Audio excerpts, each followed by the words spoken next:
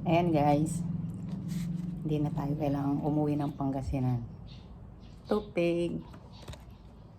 Ang nangyuya si Katlin. Iganggang kuya. Maunor ya. Tanggap po tatay to. Masunurin to si Katlin pag wala si Papa. No, Katlin. Masunurin ka sa akin no pag wala si Papa mo no. Oo daw sabi. Tubig. Kuhanan mo ko. Malamig. Kape. Ha? Sabi niya oo. Ayos tong bata to eh. Pag nandito tatay niyan, tibay. Haba ng sungay. Pero pag wala tatay niyan, kahit anong yutos ko. Oh! Hindi na, sa baso na lang. Lagyan mo yung lagyan mo yung cubes, ice. Para malamig. Gusto ko malamig na malamig. Magdala nga din. Yellow kay Tita Jenny mo. Bigyan mo isa. No. Oh, sige daw. Sipag. No. Galing eh. Sipag yan.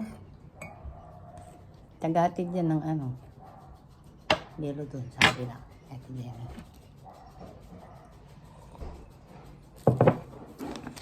Tupig. Binili ko sa Angeles. May nagtitinda dun. Hindi mo na kailangan umuwi ng Pangasinan.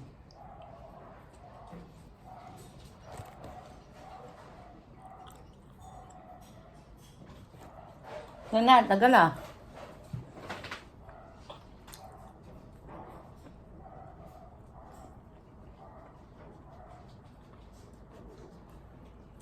Oras na, tanghalian na naman.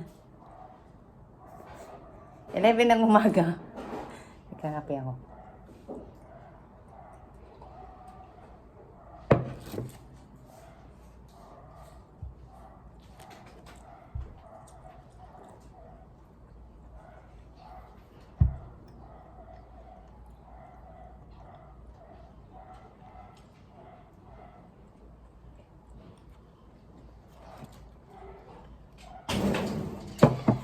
Binigay mo yelo.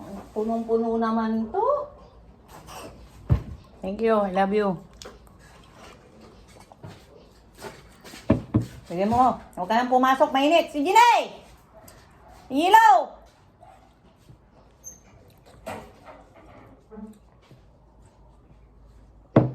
Sigawan mo na. Para di ka papasok. Mainit. Ante ha. Sipag. Naghatid ng yelo sa kabilang yung bahay. Galing eh.